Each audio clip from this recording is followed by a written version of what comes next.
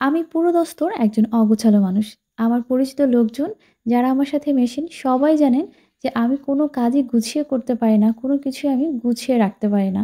একদম পুরো এলোমেলো একজন মানুষ। ছোটবেলা থেকেই সবকিছু গুছিয়ে রাখা, ঘর গোছানো এইসব জিনিসের প্রতি আমার খুব বেশি অ্যাট্রাকশন ছিল না। আর এখনো খুব বেশি যে আছে সেটাও নয়।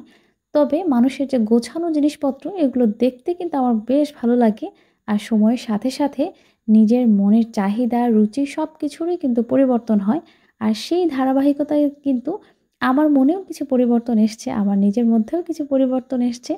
এখন একটু, একটু করে ঘর গোছাতে কেন জানি না ভালোই লাগে। তবে এই অ্যাট্রাকশনটা যে খুব বেশি সেটা না। যেই জিনিসটা আমার মধ্যে ছিলই না বলা যায়, সেই জিনিসটা হুট করেই আমাকে একেবারেই পেয়ে বসবে এরকম কিছু না।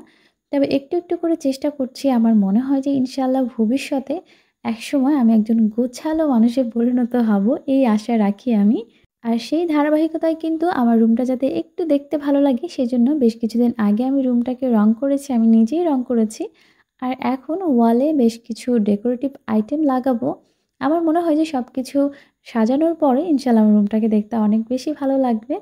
তো সবাই অনেক, অনেক ভালো থাকবেন, সুস্থ থাকবেন আর অবশ্যই কিন্তু মি, মা অ্যান্ড আয়াতের সাথেই থাকবেন আর আমাকে কিছু আইডিয়া দিতে পারেন ঘর সাজানোর।